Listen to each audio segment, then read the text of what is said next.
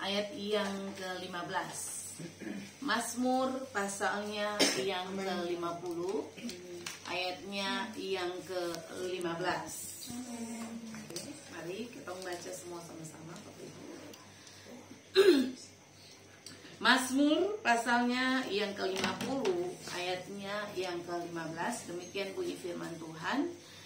Berserulah kepadaku pada waktu kesesakan, aku akan menemukan engkau, dan engkau akan memuliakan aku. Katakan amin. Amin. Iya. Nah, Bapak Ibu yang Tuhan Yesus berkati, hari ini Bapak Ibu dan kita akan sama-sama mendengar firman Tuhan, atau akan sama-sama belajar dari apa yang Alkitab ajar tentang tujuan Tuhan itu mengizinkan masalah atau persoalan terjadi dalam hidup kita. Amin. Jadi untuk Bapak Ibu dengar firman ini, Bapak Ibu harus mengerti, pahami bahwa ternyata ketika Tuhan mengizinkan satu persoalan terjadi, itu bukan tidak ada yang kebetulan. Itu semua ada dalam rencana Tuhan yang besar. Untuk itu hari ini Bapak Ibu dan Beta akan gali firman ini supaya Bapak Ibu memahami waktu persoalan datang, Bapak Ibu tahu bahwa ternyata persoalan itu diizinkan Tuhan supaya Bapak Ibu dan Beta semakin lebih dekat dan mengenal Tuhan secara benar. Amin. Iya. Nah, mari Bapak Ibu perhatikan sama-sama. Satu hal yang Bapak Ibu dan Beta harus pahami begini, bahwa logikanya tidak ada orang yang suka hidup dengan masalah, betul? Semua orang kalau ditanya, kalau bisa hidup itu aman-aman saja. Tetapi pada proses perjalanan hidup manusia tidak pernah ada orang yang hidup aman-aman saja. Ya, Bapak Ibu dan Beta mengalami yang namanya proses demi proses hidup yang kadang-kadang membuat Bapak Ibu dan Beta tidak memahami apa yang sedang Tuhan buat. Bapak Ibu yang diberkati Tuhan, di dalam Mazmur pasal 50 ayat 15 yang tadi yang kita baca itu, Alkitab kasih satu pengertian, kasih satu pengajaran yang sebenarnya sangat hebat, sangat luar biasa untuk Bapak Ibu dan Beta. Karena begini, Tuhan tahu bahwa kehidupan manusia itu tidak luput dari persoalan hidup. Siapapun dia yang hidup, itu pasti berurusan dengan yang namanya proses hidup. Setuju? Ya. Tetapi yang dahsyatnya Tuhan adalah begini Bapak Ibu. Dia izinkan persoalan terjadi, tapi dia tidak pernah membiarkan Bapak Ibu dan Beta berjalan sendirian. Amin. Dia izinkan persoalan hidup terjadi, tetapi dia kasih tahu cara menghadapi proses itu seperti apa. Itu hebatnya Tuhan yang Bapak Ibu dan Beta sembah. Ya. Dia tahu kemampuan, dia tahu kapasitas hidup, dia tahu persoalan yang akan datang, dia tahu kemampuan Bapak Ibu dan Beta menampung masalah. Tetapi begini Bapak Ibu, dia kasih langkah-langkah, dia kasih rambu-rambu. Dia kasih aturan, dia kasih semua jawaban. Jadi Beta selalu berpikir begini. Kadang-kadang kalau Bapak Ibu belajar firman Tuhan, Bapak Ibu akan dapati begini, Tuhan mengizinkan banyak proses, tetapi Tuhan sudah kasih tahu kunci jawaban di muka, di awal, seperti itu. Nah, kalau Bapak Ibu pahami, satu hal yang Beta percaya bahwa Bapak Ibu dan Beta tidak pernah ditentukan Tuhan menjadi orang-orang yang kalah dalam hidup ini. Dari awal Bapak Ibu dan Beta adalah orang-orang yang ditentukan Tuhan untuk hidup berkemenangan. Nah, kalau Bapak Ibu bilang hidup berkemenangan, tidak mungkin orang yang berkemenangan tidak mengalami proses hidup. Orang dibilang berkemenangan kalau dia sudah melewati satu persoalan, betul? Melewati satu perjuangan hidup, di titik itu baru dia disebut berkemenangan di dalam hidup. Nah, ini yang kita mau belajar. Nah, mari lihat sama-sama Bapak Ibu. Bapak Ibu coba perhatikan kembali ke firman yang tadi di Mazmur pasal 50 tadi, ayat yang ke-15. Bapak Ibu lihat sama-sama. Di dalam Mazmur 50 ayat 15, Alkitab memulai kalimat ini Bapak Ibu. Berserulah kepadaku pada waktu kesesakan. Nah, Tuhan tahu Bapak Ibu dan beta pasti akan masuk yang namanya zona kesesakan. Semua orang akan memasuki yang namanya zona kesesakan. Nah, coba Bapak Ibu lihat dengan beta kata kesesakan dulu, supaya Bapak Ibu mengerti tentang kesesakan yang Alkitab ajar itu seperti apa. Yang Alkitab bilang kesesakan di situ gini Bapak Ibu. Pengertian kesesakan itu gini. Kata kesesakan diambil dari kata Ibrani, Bapak Ibu, Sarah. T-S-A-R-A-H. Sarah. T-S-A-R-A-H. Sarah. Kata Sarah itu pengarti seperti ini, Bapak Ibu. Iya, T-S-A-R-A-H. Sarah punya pengertian seperti begini, Bapak Ibu. Waktu sulit. Jadi orang waktu sulit itu dikatakan Sarah. Kemudian pada masa transisi. Masa transisi itu seperti begini, Bapak Ibu. Dia biasa dari kehidupan yang senang beralih ke kehidupan yang susah. Itu masa transisi. Di masa ini Tuhan tahu Bapak Ibu dan beta rawan. Makanya Alkitab bilang berserulah pada masa kesesakan. Kata kesesakan pun arti itu, Sarah. Waktu ada di masa kesesakan, masa sulit, masa transisi, awalnya hidupnya di atas, tiba-tiba Tuhan izinkan ada di bawah. Itu masa sulit tuh. Lalu tiba-tiba terbiasa hidup enak saja, tiba-tiba alami proses hidup yang luar biasa. Nah, ini masa rawan. Makanya Tuhan bilang berseru, gitu. Berseru di masa ini nih. Ini yang Tuhan suruh, oke? Kemudian gini Bapak Ibu, pada masa di saat Bapak Ibu dan beta dimusuhi orang, itu termasuk dengan waktu kesusahan yang Alkitab bilang itu di Mazmur 50 ayat 15 itu. Jadi waktu ada di masa sulit, ada di waktu masa transisi, dari atas turun ke bawah, masa senang biasanya atau masa susah, lalu dimusuhi orang. Kemudian yang berikut, Sarah pengertian berikut begini Bapak Ibu. Di saat kemalangan datang, kemalangan mulai datang menghampiri, itu kategori masa kesusahan tuh. Masa susah, masa sulit, masa transisi, masa dimusuhi orang, masa kemalangan datang. Lalu satu lagi terakhir, pada saat masa susah, gitu ya, masa susah. 5 hal ini Alkitab kategorikan sebagai masa kesesakan.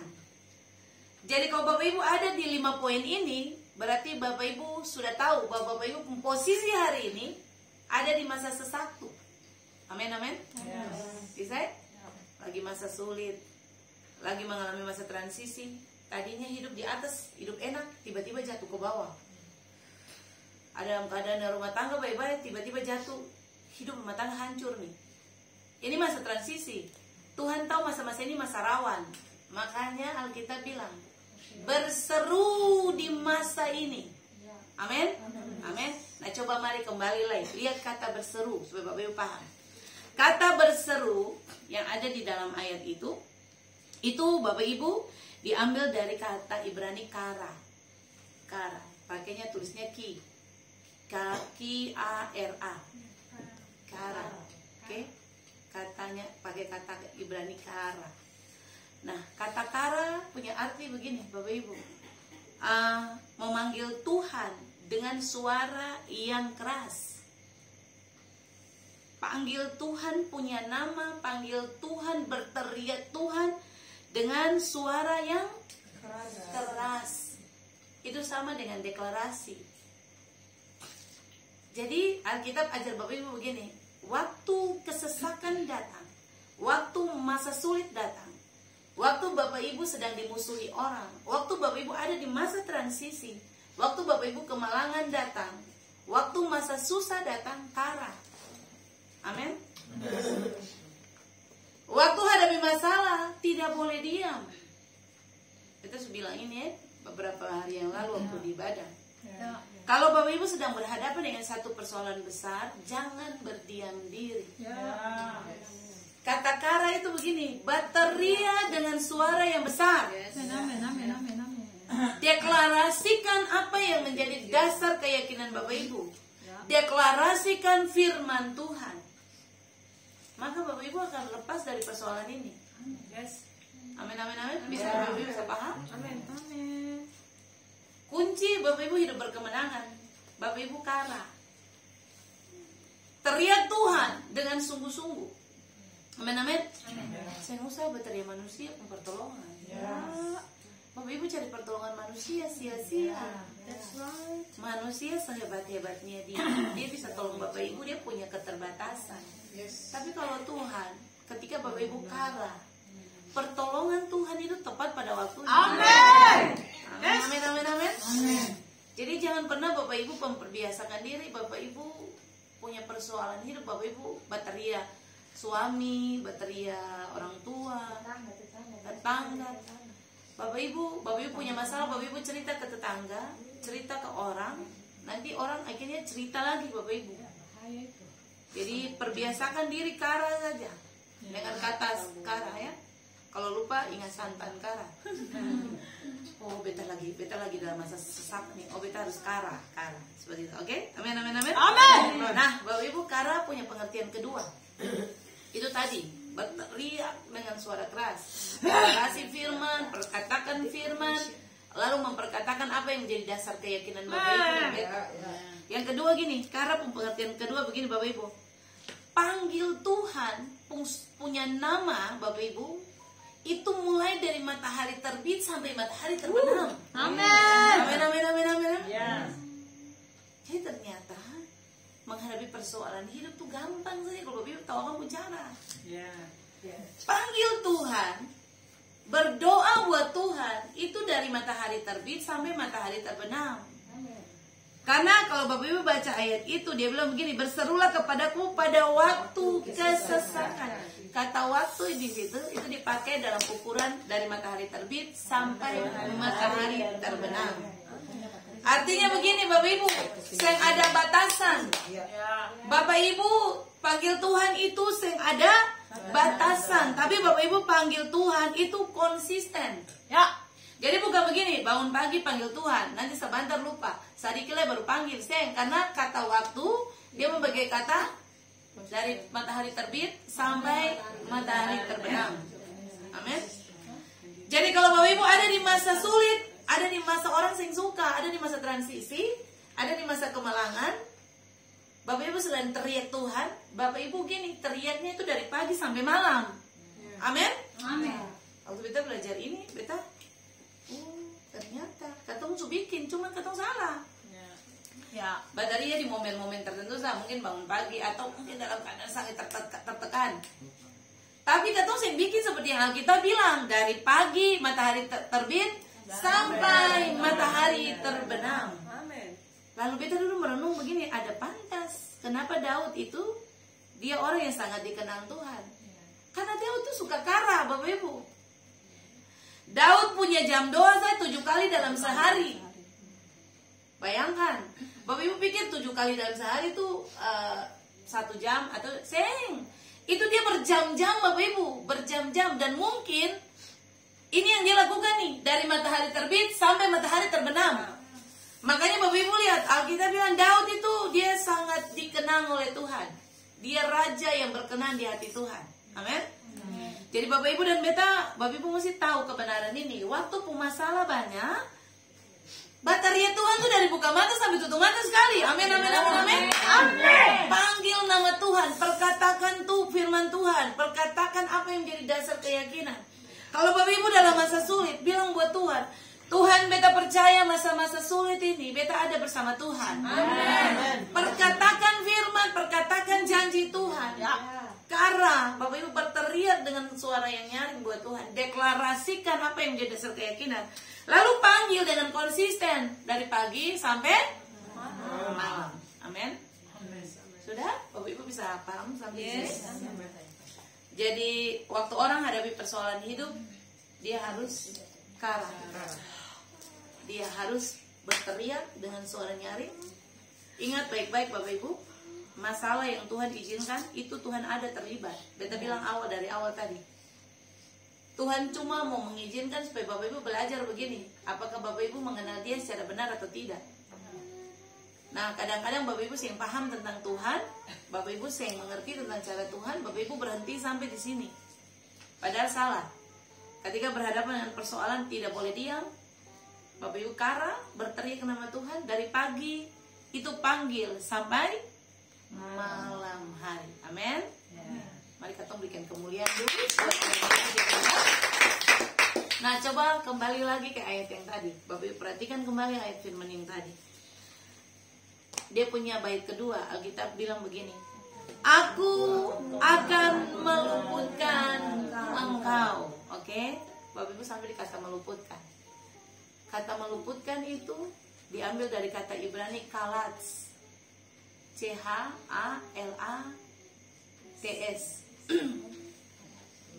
C-H-A-L-A-T-S.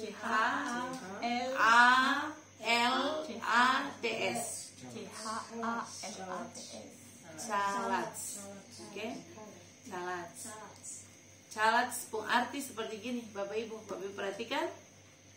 Waktu Bapak Ibu dan beta ada di masa-masa susah, masa kesesakan, Bapak Ibu kara, maka kita bilang gini, aku akan meluputkan engkau. Arti kata salats itu begini, Tuhan akan menarik Bapak Ibu dan beta dengan gerakan refleks. Bapak Ibu tahu gerakan refleks? Tiba-tiba Bapak Ibu dan beta refleks itu serentak begitu ya. Jadi waktu Bapak Ibu berteriak buat Tuhan siang dari pagi sampai malam, Alkitab bilang begini, Tuhan calats. Dia tarik Bapak Ibu, dia lepaskan Bapak Ibu dari masa kesesakan itu dengan gerakan yang refleks. Amen. Bapak Ibu, amin, amin. Kira-kira kalau Tuhan gerakan refleks itu bagaimana? Waduh, sekejap dia lepaskan Bapak Ibu dari Bapak Ibu punya persoalan hidup. Amin. Amin. Karena dia bergerak refleks waktu Bapak Ibu teriak, dia dari pagi sampai malam. Bapak Ibu. Jadi dia akan menarik Bapak Ibu dengan gerakan refleks atau gerakan otomatis. Gerakan refleks itu artinya gerakan otomatis, gerakan yang cepat terjadi. Lalu secara intensif Bapak Ibu, Alkitab bilang begitu. Kata ini dia pakai kata itu. Dia tarik Bapak Ibu dengan gerakan refleks secara intensif. Kata intensif itu begini, terus menerus. Katakan amin. Amin. Jadi waktu orang berteriak nama Tuhan, orang kara, maka Tuhan akan menarik dia dari persoalan itu, dari masa sulit, dari masa transisi, dari masa ketika dia dimusuhi oleh orang, dari masa susah, dari masa kemalangan. Tuhan menarik dia dari persoalan itu dengan gerakan yang refleks secara intensif, terus menerus. Amin, amin, amin, amin. Luar biasa Bapak Ibu ya. Jadi Bapak Ibu, orang-orang yang kara adalah orang-orang yang memang diizinkan Tuhan masuk proses hidup. Persoalan itu datang, tapi dia yang lama ada di situ Bapak Ibu. Karena begini, Tuhan menarik dia dengan gerakan refleks. Seperti begini Bapak Ibu, kalau Bapak Ibu jalan dengan Bapak Ibu punya anak, lalu Bapak Ibu pegang Bapak Ibu punya anak punya tangan. Tiba-tiba Bapak Ibu jalan, Bapak Ibu punya anak mau kesemprat mobil atau motor. Bapak Ibu dan beta sebagai orang tua pasti refleks, langsung ditarik cepat-cepat. Itu cara Tuhan menolong Bapak Ibu dan beta waktu masa sulit. Amin. Kalau ketong kara Bapak Ibu. Amin. Jadi perbiasakan kalau punya masalah jangan berdiam diri. Jangan merenung, jangan Bapak Ibu mengasihani diri. Jangan mempersalahkan keadaan. Jangan mempersalahkan orang-orang di sekeliling Bapak Ibu. Jangan mempersalahkan kenapa beta harus begini Tuhan. Membanding-bandingkan ketemu hidup dengan orang yang mencari Tuhan, kenapa diberkati? Orang yang mencari Tuhan hidupnya senang-senang. Kenapa beta yang hidup sungguh-sungguh dengan Tuhan, kok kenapa beta punya persoalan hidup tambah banyak? Ingat Bapak Ibu, Alkitab bilang Tuhan tarik Bapak Ibu dan beta dengan gerakan yang refleks. Dia angkat Bapak Ibu dalam kesesakan. Dia tarik Bapak Ibu dengan tujuan adalah untuk Bapak Ibu diselamatkan oleh Tuhan. Amin. Jadi Bapak Ibu lihat ini sama-sama. Tuhan bilang begini, aku akan meluputkan kamu pada waktu masa kesesakan itu datang. Kalau kamu kara.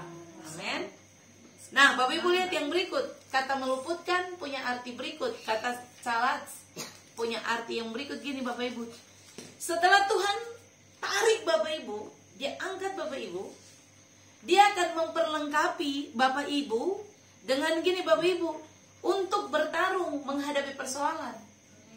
Jadi waktu Bapak Ibu ditarik, Bapak Ibu bukan saja sekedar ditarik dengan gerakan refleksnya Tuhan, tapi Tuhan memperlengkapi Bapak Ibu dengan beta, supaya begini, Bapak Ibu dan beta mampu bertarung menghadapi persoalan itu. Amin. Amin. Katong diperlengkapi Tuhan, Bapak Ibu, dengan apa? Dengan kekuatan, dengan sukacita, dengan damai sejahtera. Karena kalau orang punya persoalan hidup, percayalah Bapak Ibu, damai sejahtera, sukacita itu hilang dari orang. Betul? Orang kalau dalam keadaan tertekan, punya banyak masalah, orang sulit sekali bersukacita. Orang sulit sekali hati gembira.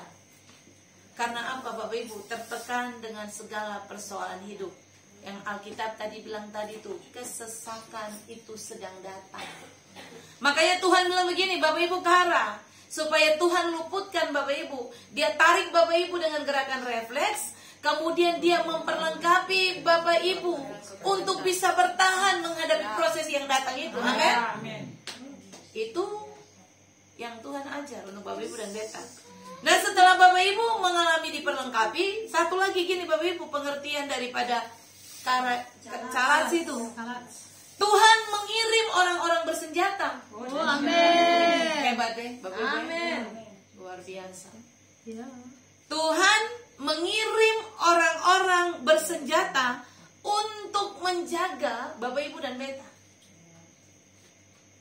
Bapak Ibu, beta duduk merenungkan firman ini, beta seng bisa balas Tuhan punya baik. Ternyata persoalan boleh datang, tapi katong dikelilingi orang-orang bersenjata. Bapak Ibu tahu orang bersenjata itu siapa? Pasukan bala tentara surga.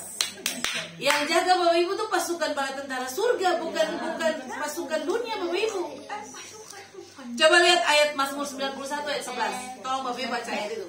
Mazmur 91 ayat 11. Coba lihat, Bapak Ibu lihat ayat itu. Sebab malaikat-malaikatnya akan diperintahkannya kepadamu untuk menjaga engkau di segala jalan. Amin. Amin. Ini kalat Bapak Ibu.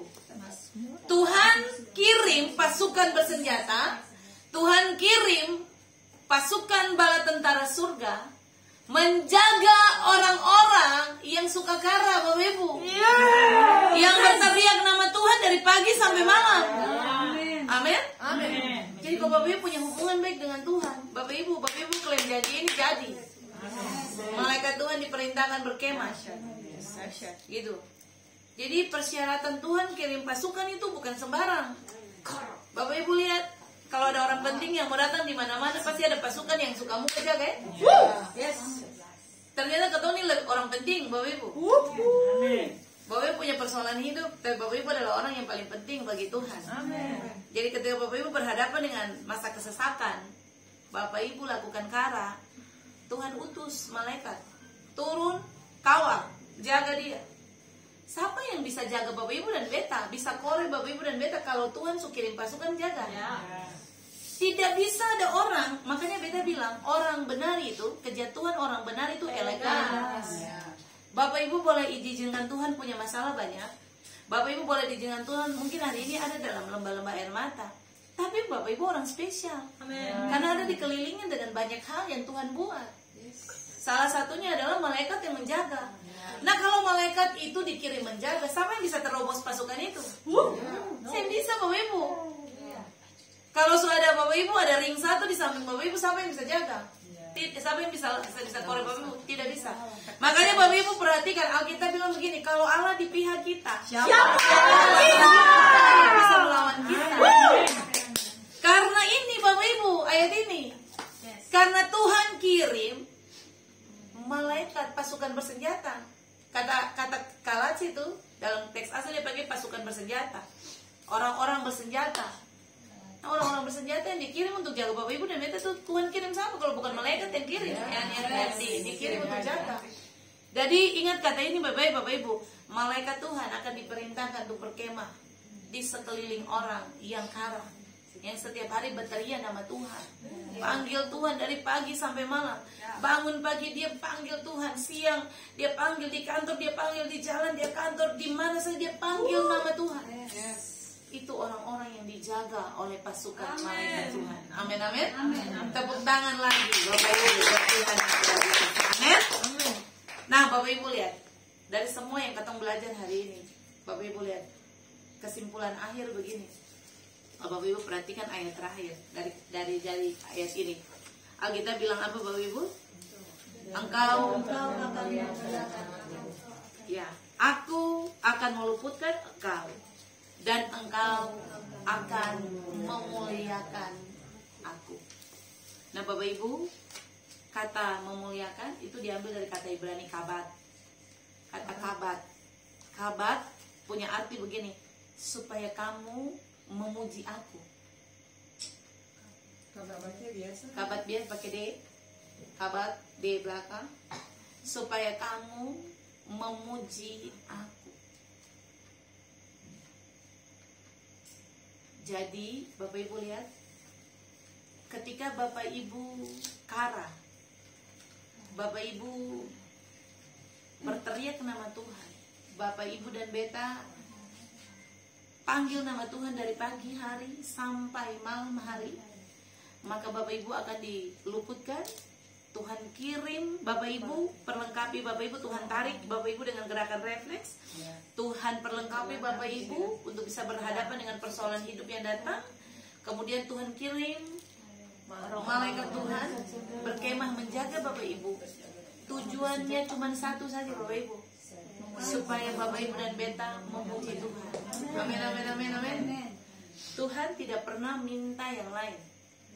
Dia cuma minta begini, kalau dia sudah tolong Bapak Ibu dan Beta lepas dari kesesakan yang ada, satu saja, Bapak Ibu tugas memuji dia, mencari dia dengan sungguh-sungguh, menyembah dia dengan sungguh-sungguh. Amin.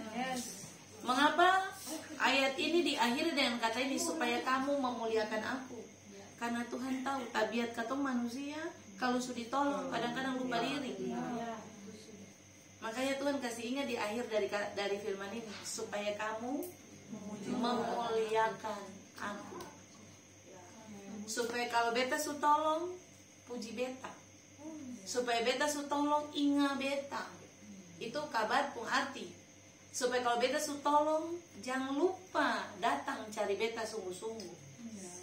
Amin Bapak Ibu. Amin. Karena Bapak Ibu dan Beta ini gini, dalam keadaan susah orang paling banyak cari Tuhan.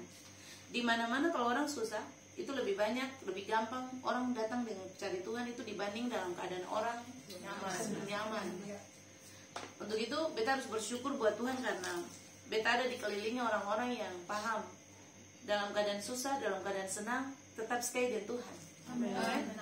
Bapak Ibu ini orang-orang hebat. Amin. Karena teruji 5 tahun Beta ada dengan Bapak Ibu, dan terbukti Bapak Ibu tetap bertahan sekalipun dalam keadaan yang kadang-kadang Tuhan izinkan katong berproses.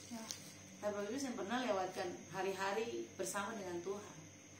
Makanya Bapak Ibu bersyukurlah katong ada di titik ini, memuliakan Tuhan, memuji dan menyembah Tuhan, mencari Tuhan dengan sungguh-sungguh. Amin. Jadi Bapak Ibu diberkati Tuhan. Firman ini ajar katong memang sangat simpel, singkat, sederhana. Tapi Beta percaya Bapak Ibu paham, Bapak Ibu mengerti, sangat dimengerti. Bapak Ibu pasti bisa mengerti. Masalah boleh datang, kesesakan itu bisa datang, tetapi mari kara. Ya, teriak dia dari pagi sampai malam, maka dia akan memberkati Bapak Ibu. Lalu Bapak Ibu dan Beta harus memuji dan menyembah dia. Beta selesai Bapak Ibu. Firman Tuhan sampai sini. Tuhan Yesus berkati katong semua. Amin buat firman Tuhan. Bapak Ibu boleh tepuk tangan.